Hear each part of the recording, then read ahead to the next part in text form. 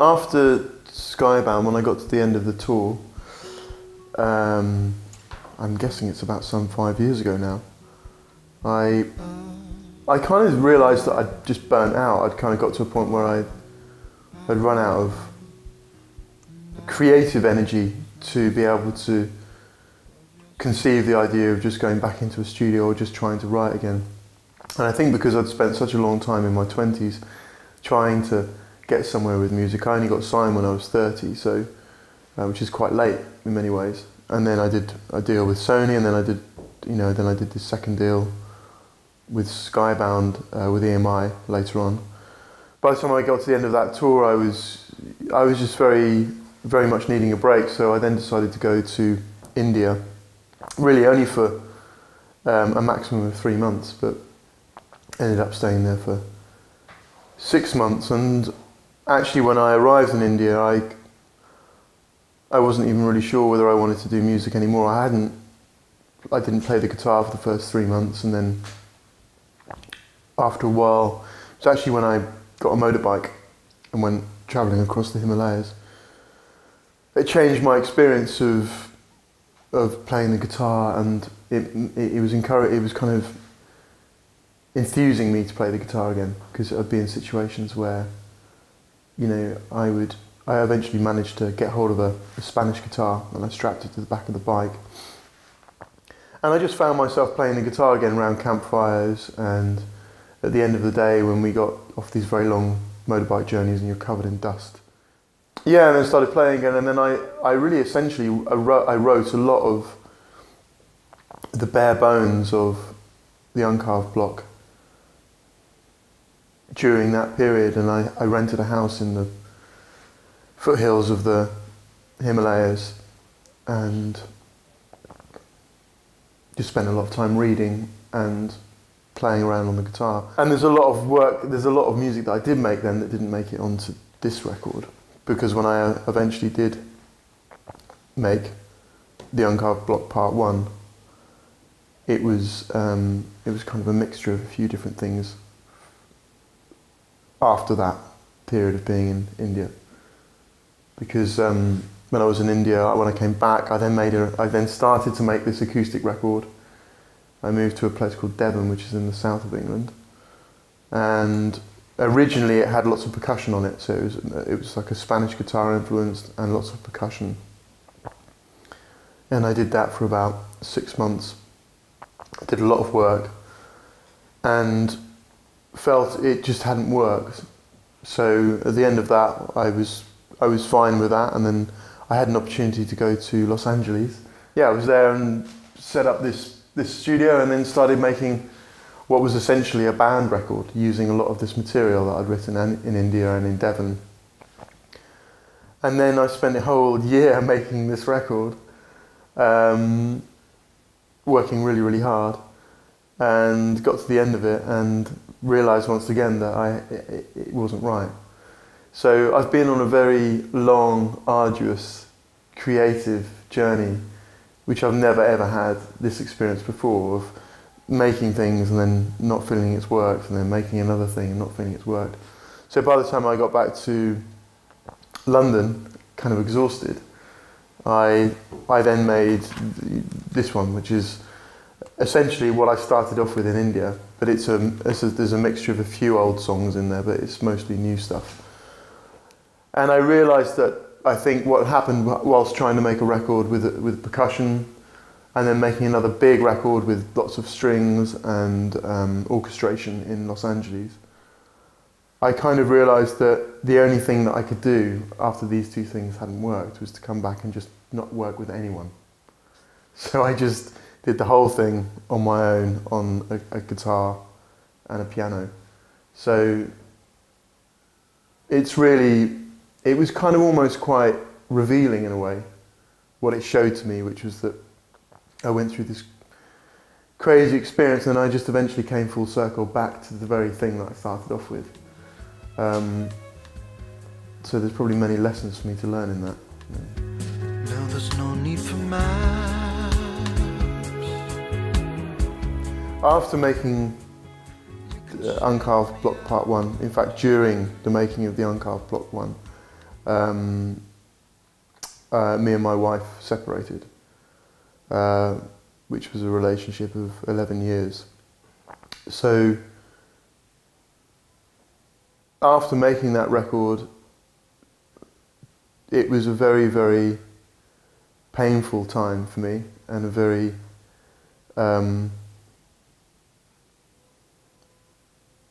very extreme time of having been incredibly busy making 2 previous records that hadn't worked, to making one that I was ironically happy with, but at the same time it came at a huge cost because it was during the breakdown of my marriage. So after that, after having made the record, it was a very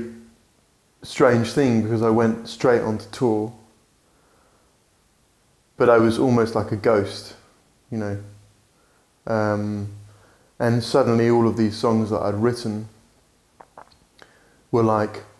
kind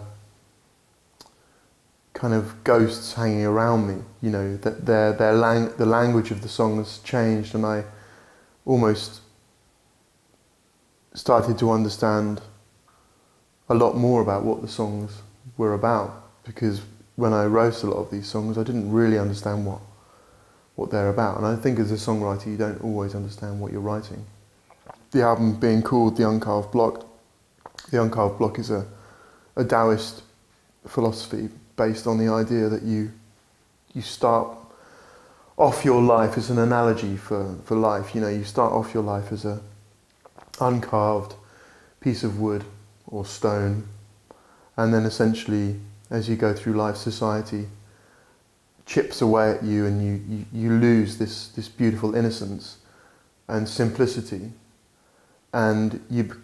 can very quickly become a very distorted image of what you were, or you can also be chipped away so much that there's not very much left.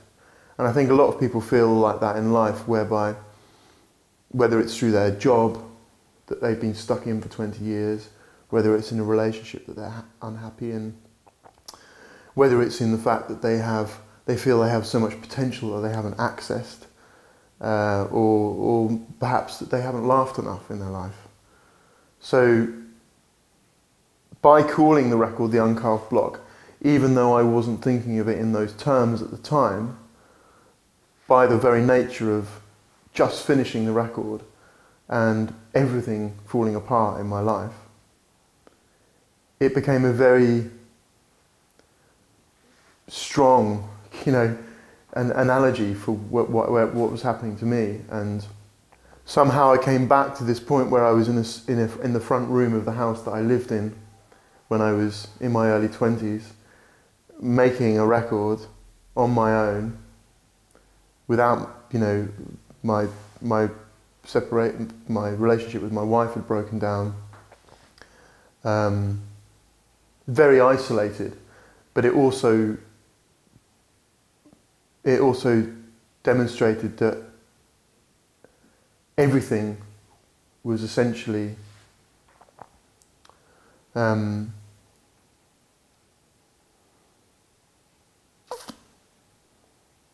transitory, you know. Everything in life is very transitory, and as much as you attach yourself to any one thing, everything has impermanence, and you always end up facing your own mortality and your own sense of isolation and solitude, whether that means, you know, whether that means that doesn't mean you have to be unhappy within your solitude and your isolation or your aloneness, but you have to deal with it, because in life it's always going to keep coming back to you. The Uncarved Block, in a way, it's been like a very painful record to make, and a very painful record for me to listen to, but it is somehow very much a representation, a cathartic representation of just what's happened in my life, and the next record will be very different. Everything's harder.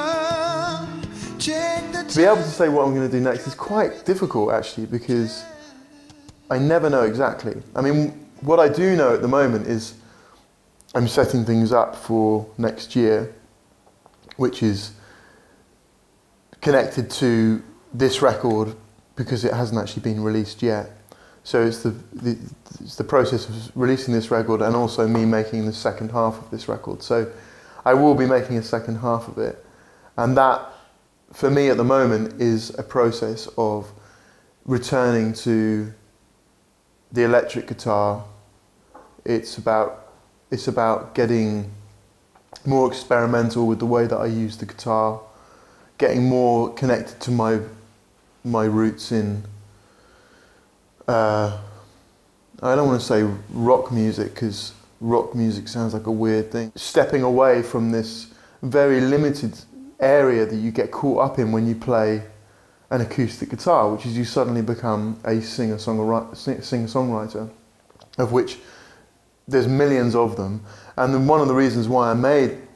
this record, The Uncarved Block, was because I wanted to demonstrate to people what you could do with a guitar that would sound different to a singer-songwriter record, because it's not me just sitting down going strum, strum, strum. It's actually a very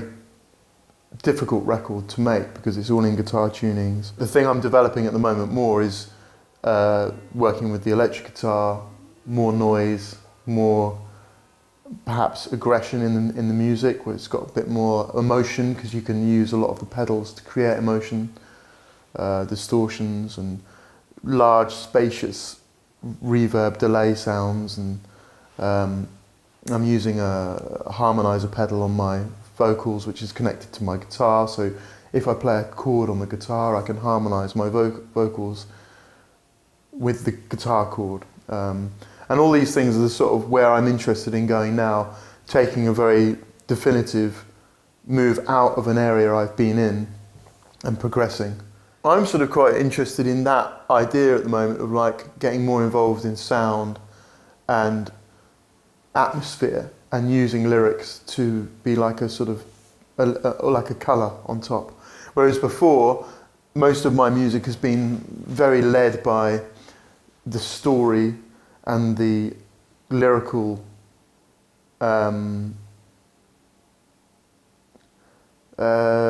poetry, you know, the poetry that's very much there, and you have 3 or 4 minutes and you have this certain amount of time to put create a poem, and sometimes that can be quite limiting sometimes, because you feel like you have to say a lot of things in a very short space of time. But actually I'm thinking maybe you don't have to say very much at all.